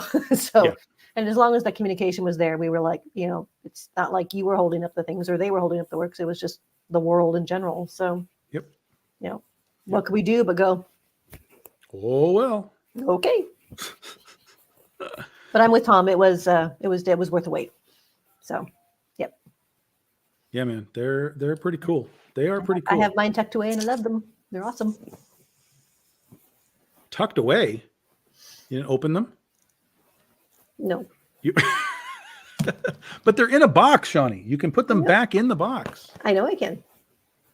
So my house is in disarray. I'm afraid I will lose something. So okay, that's fair. Yeah. Yes. So until I am certain that they will not get lost in the chaos that is some of my house, they are safely in the box. Okay. That's fair. That's fair. Yeah. I mean, I open these like immediately. I got it and I was like, yo, get out of the package. And then I got nervous because the joints are really tight. So you can really pose them. And I'm sitting there going like, this is going to break. This is going to snap right now. Pop. Oh, it's fine. Okay. Because it's not just like smooth joints. Like they have little, some of them have little grooves so that you can really click it in. Yeah. That way, if you've got any weight from gear or whatever that you want to put in their hands, it doesn't go. It doesn't sink. Yeah. So, it's cool. It's cool. Right. The knees bend at the top and the bottom of the knee. So you get a lot of articulation. It's really wild how much articulation you get in these things. All right. I'm going to have to go dig one out and play with it. And then there's 3 sets of hands, which was cool. But yeah. So Tom Katz, he says he bought one to keep Minty fresh and one to play with. And everything else. So did you get one of each? Or did you get 2 of the same? And if so, if you got one of each, which one did you open and which one did you keep Minty fresh? That's what I want to know. Yeah, man. We're going to start grading these toys just like everybody else is grading their toys. Minty fresh critter figure. That's right. I think we just got a very tiny bump. No, Mm-mm. I'm just high. You're just excited about talking about the critter figures. 669. Yeah, we're still in the same place. Okay, good. Still in the same place. Guys, we'll hang out for a little bit longer here. If anybody's got any more questions about anything, anything, it doesn't have to be the campaign. It can be anything BDI. It can be anything you like, whatever you need to know tonight on your Saturday evening. We're here to chit chat with you. I'll show you guys something. And while you're doing that, how is the shark stories coming? Oh, funny you should ask. But obviously, that really honestly was not planned. It was just funny you should ask. Just talked to Actually, Jason. I probably shouldn't be surprised. I've been on these shows with you enough. Oh, no, don't save it that way. I just talked to Jason today, and he was working on some pages. Ooh. And then he sent me a page that I was like, this is already done. He was like, yeah, but I went back and I did more. I didn't like it, so I did more. I was like, okay. Okay. It's hard to argue with that. Yeah. So we'll show you the page. Dun dun dun. Oh. So there we go, guys. This is a page from It's Only an Island if you look at it from the water, which is essentially a I think I know what he did now. Because I don't know what the hell he did. I was like, what did you do? I think I see what he did now. Now that I'm looking at it, I think I know what he did. Right. So it's Only an Island if you look at it from the water. This is a shark book that is based on the Jaws franchise. It is basically going to be the assumption of what would Jaws 5 be if they were to make a Jaws 5. Universal does not care what I think Jaws 5 should be. So in order to get this idea out of my brain, we have done what is called a fan fiction or a parody, homage, tribute style story with all of the appropriate modifications. It is no longer Amity Island. It is Harmony Island, et cetera, et cetera, et cetera. So this scene is from the beginning of the book. Basically, we've got one of our lead characters there out front as they are going on a tour of Harmony Island and the surrounding waters during the 50th anniversary of the original shark attack from 1975. Harmony Island has now become essentially a tourist trap sort of amusement park place now, because after you have multiple shark attacks at your resort and beach area, how exactly do you get people back? So over the years, they have figured out that we have to become this sort of social media place to be. And so there are various memorials around the island for the victims and for the people that have helped kill the sharks, et cetera, et cetera, et cetera. So in this particular scene, the captain of this boat has a replica of the blackfin, not the orca, the blackfin. And they are doing a little tour of the memorials around the island. And that's kind of what kicks the whole thing off. So that's what we got today. That's what he just turned in. Okay, cool. Yep. And I think the original, is that available on the campaign on this one, or is it add-on? Oh yeah, yes. So we did a 0 issue, a preview issue, which I have right here. There we go. There it is. Dun, dun, dun. It's Only an Island if you look at it from the water. Dun, dun. So you can get that 8-page preview. This page that you're looking at is not in this book. Right. This page that you're looking at will be part of the big OGN at the for 2025. So like you can see what we got going on there with like the Shark Tower and so on in there. So I have to laugh because I am an anomaly. I'm not a big actually horror fan per se, and I'm definitely not a big shark. Jaws. I've seen the original Jaws, and that was enough for me because it terrified me. I love the preview book, though. I enjoy the story and I like the art, so I'm really looking forward to see more of the story and how this plays out. So, which me too. Pleasantly surprised me as I was going through. I was a little leery about getting a shark book. I'm like, all right, but I'm like, oh, I like this. Okay, this is cool. So wait till they start biting heads off, Shawnee. Then we got a shark book. Yeah, then we got a shark book. I can probably handle it a little better in comic format than I can in movie format. So. Yeah. That was one of the things. In fact, I just wrote another page of this the other day. I really started. I have studied these movies. I mean, it's to a point where I've watched them so many times just because. But now I've reached a point where I'm studying them, not just the story, but like studying Spielberg, studying the methodologies of the directors and the cinematography and how do they use the shark and and so I wrote this page that I think is really good because I think it fits with how they would do it.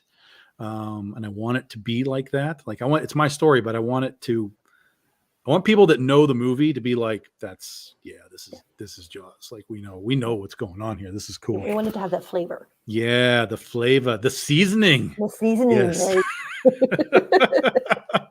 That's right. That's exactly 100% right. Yeah. Jack, the critter figures, they are here. Yeah. Zoom. Ta-da! Rawr. I don't know if she would roar, but she just did. Rawr. Rawr, rawr, rawr. Yeah, they're here. And they, they come in a box like this. Full color box. Mm-hmm. Yeah.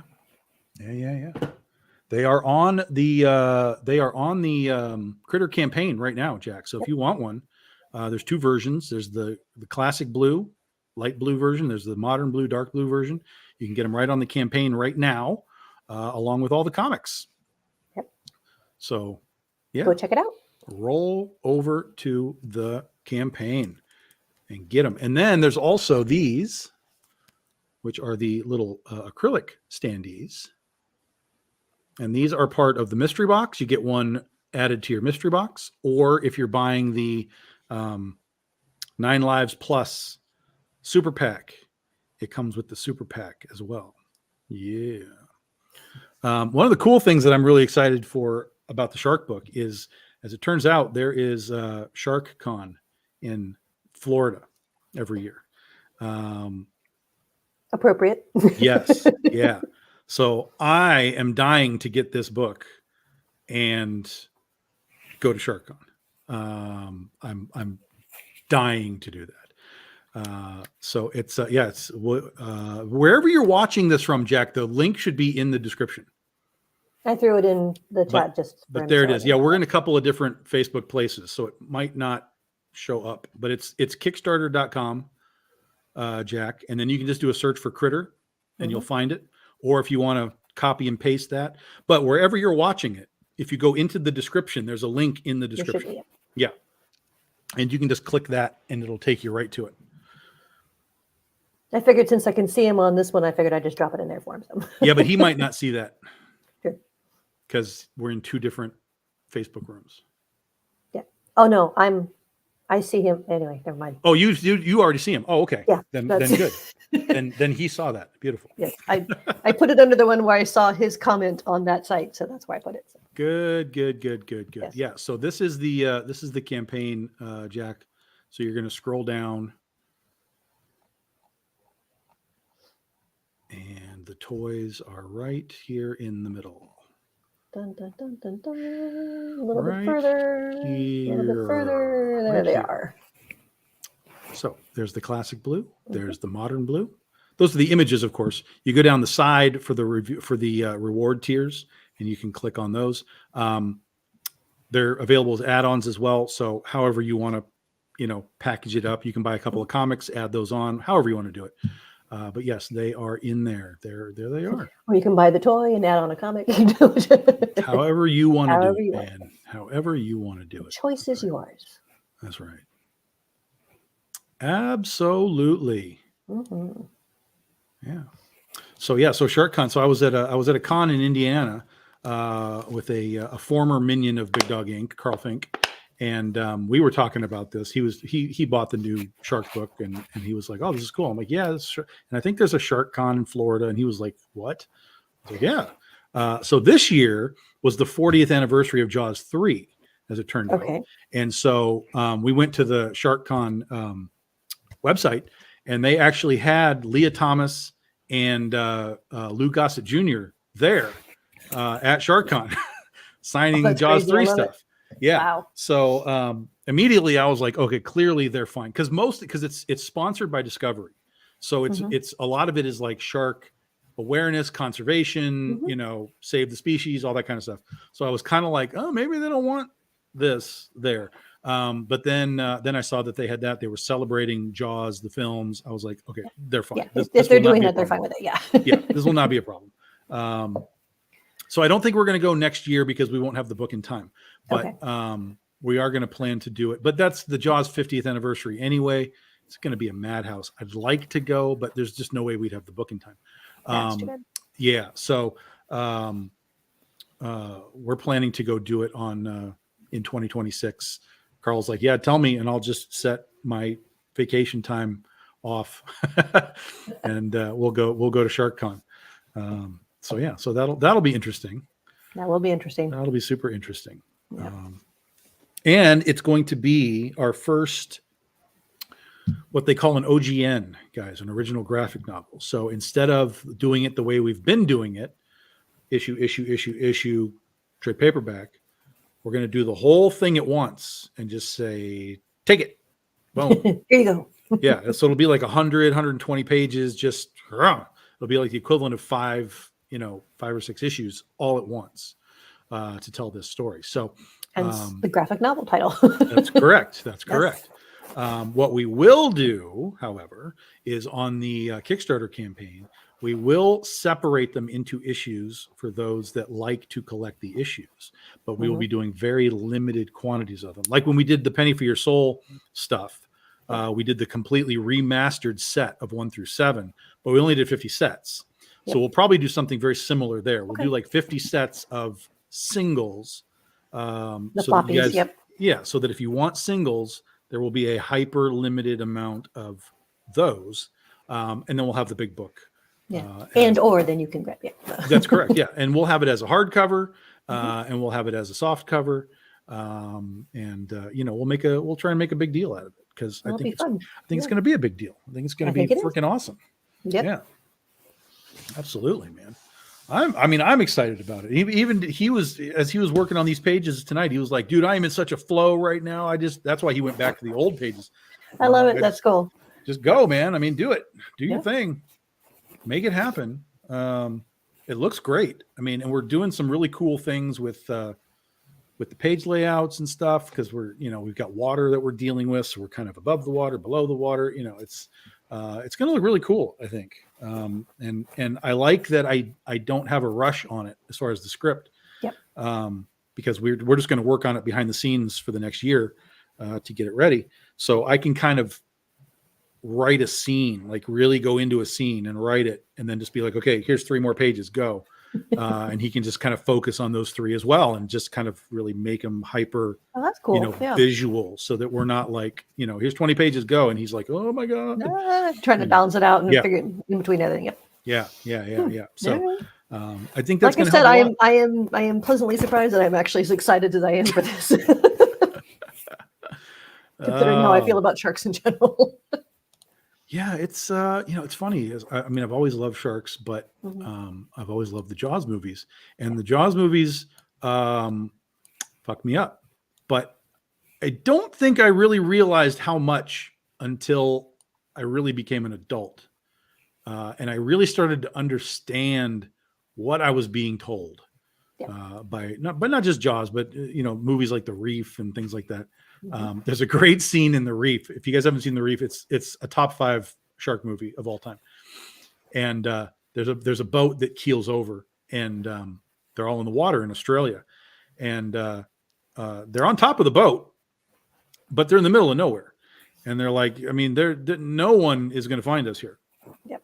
But he's like, but if we swim that way, there is like an island somewhere, like over there, like some sort of a maintenance island or something. And if we go that way, we should hit it, and we can do something to cause awareness that we're there. And so they're all like, okay, well, let's go. And they all get in the water, and the other one guy stays on top of the boat, and they're like, come on, dude, let's go. And he's just like, no.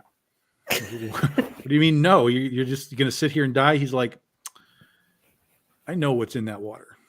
Yep. And there's no way I'm getting in it. And I'm like, that is horribly creepy, to decide to just basically rot on a boat, rather than take a shot at, survival, but with this swim. Wow.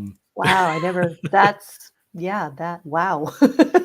It's and it's based on a true story as well. And so when you get to the end of it, even more creepy. Yeah. And when they get to the end of it, they tell you that dude was never found. The boat was never found. The dude was never found. I won't tell you what happens to the rest of the people that swim away, but obviously somebody got there, right? Because we tell the story. But it's but there only needs to be one survivor. That's right. To tell the story. It's such a great story. It's a great story. It's a slow burn because it's just people in the water, but it's a really great, intense story. They filmed it really well. Like I said, I've been studying how to make these things tense, right? And it's harder on comic books, but you can at least create that visual sort of tension, even though you don't have the sound and the motion of it. There are ways to create motion and so on.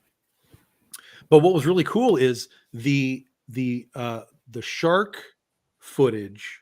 It's real shark footage, and when they blend it with the people footage, like, it's so good. It's not like robot shark. Hey, that's clearly a robot shark. It's like, that's real footage blended with real footage, and it looks really, really good. And then there's a couple of scenes where you have whatever animatronic thing that they're using for the close-up things, and it looks really good. So they did such an excellent job.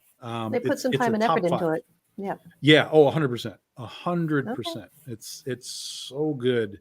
Top five shark movie of all time. Yeah. And you've heard it. And this is from Tom, who hates everything. That's right. I hate everything. I hate everything. That's right. Yeah. It would probably be top 5 shark movies. Here you go. No, because you didn't ask. Top 5 shark movies of all time would be Jaws. Okay.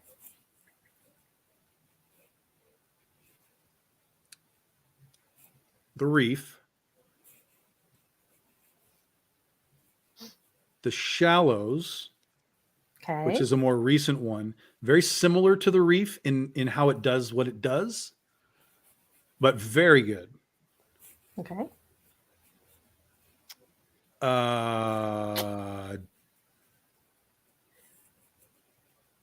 Deep Blue Sea. More of a comic book shark movie. Yeah, I'm a little surprised that it's on your top 5, but I get why. Yeah. It's a super fun movie. And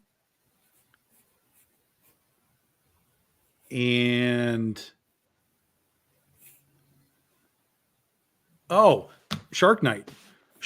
Okay. Oh, Shark Night. Oh my God. Have you seen Shark Night? No. I am the wrong person to ask about that. another totally goofy one, right? Okay. Oh, it's so good. It's so good. Oh my God. Yeah. Shark Night. That's the top 5. Now, if you wanted to like shave out like the weird goofy ones, like it's not like a sci-fi movie goofy, but it's a Deep Blue Sea goofy type of thing. Okay. But it's so good. But like if you wanted to shave out like the goofy ones, I would put 41 meters down. Mm-hmm. Or 47 meters down. Yeah. Is very good. It's a very dramatic one. The second one's terrible, but the first one's really good. Is that the lady who are in the shark, the cage or something? Yeah, they're in the cage that breaks and sinks to the bottom. Yeah. Okay. Yeah. I just watched that again recently too. I forgot actually how good it was. Like I kind of remember coming out of the movie like, oh, that was pretty good. But then over time I was like, I don't think it's as good as I thought it was. And so I watched it again and I was like, oh no, it was good. It was good. Yeah. Well done. Okay. Well done. Yeah. So 47 meters down, and is there another one? Because there was about two kind of. Yeah, another tense one, like real tense one. I'm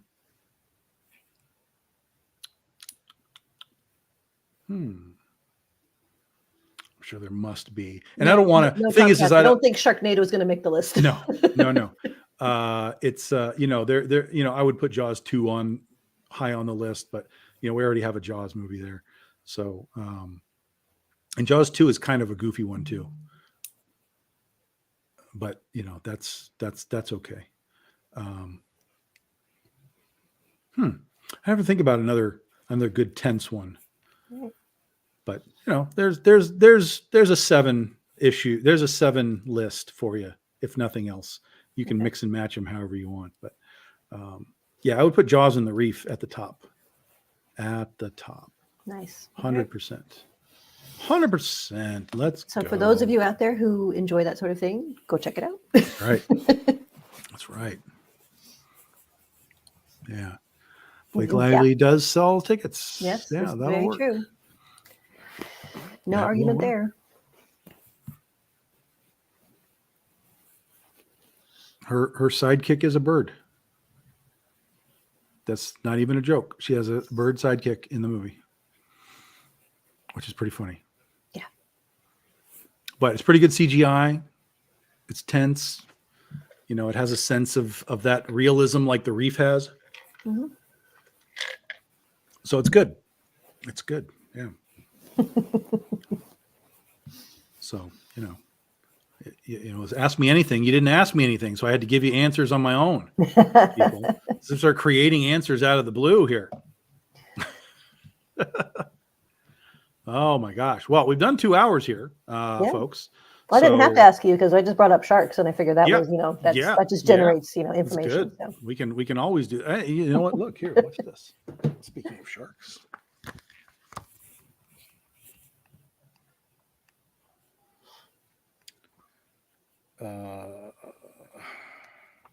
That one time there were sharks in Critter. Rawr. Yes. Yeah. Yes. Tom was going to try and sneak some sharks in there at some point whenever he can. Oh, yeah. I got her like punching a shark out too. Mm-hmm. Good. Yeah, that was a fun scene. It's good. It's good. It's all good. Yep. I even dropped a hentai joke in this book. Anyone catch the hentai joke? I think I might have when I originally read it, but I've forgotten it. So because it's been a while since I've read the original series. I read it all. So we got to have some trivia night. You guys got to read your books again. So there's a scene in High Tide where they're all going out to fight Tide Pool, but the world is basically flooded, and so some superheroes fly and so they fly and then they carry some people with them, but the people that don't fly have to get out to face Tide Pool somehow. So this guy who can basically talk to the animals, his name's Barnacle. He kind of takes control of like sharks and squid and manta rays and stuff. And all the heroes go out and are just basically riding these animals out into battle. It's this really cool splash page where they're just going into battle. So then the next scene is we flash back to this top of this building, and it's Critter and Schoolgirl are left. And Critter's like, okay, go, your turn, get out there. And the only thing that's left is an octopus.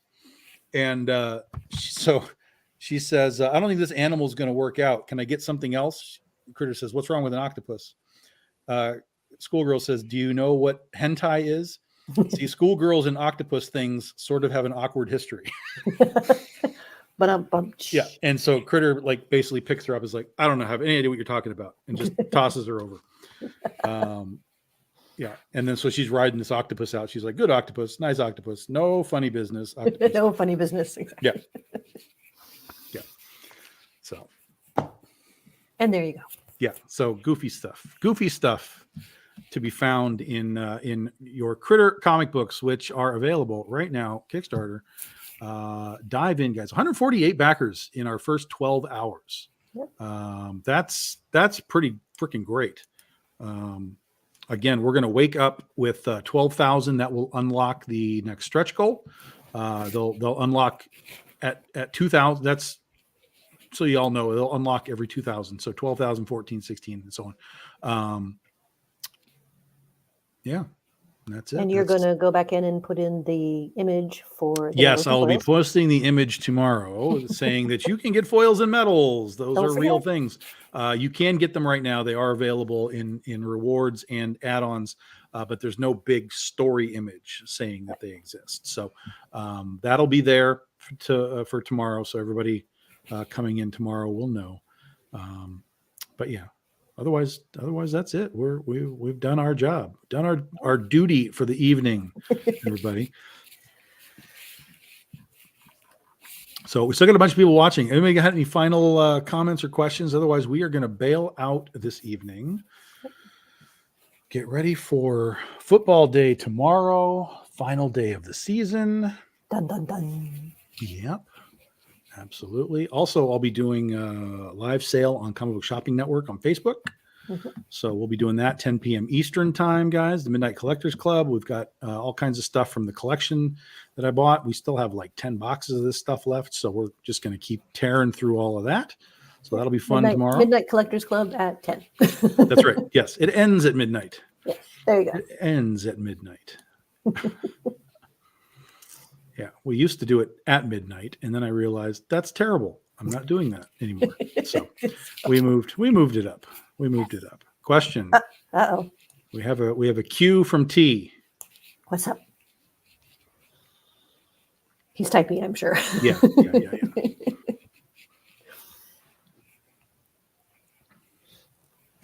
Yeah, I thought it was smart for you to move it up there because, I mean, I understood what you were trying to do, but yeah, midnight. Well, I did it because that was an open spot. That was really all it was. And then once the spot ahead of me opened up later, I just absorbed it. Yep. Yeah. So yeah, we're going to do it here. Who drew the cover of Scheherazade 5 Space Girl? That is Mike DeBalfo. Mm-hmm. Mike DeBalfo did that Space Girl. I believe that was Ulamos Colors as well. Chicago Comic-Con. Yes. Yeah. Chicago Comic-Con. Yeah.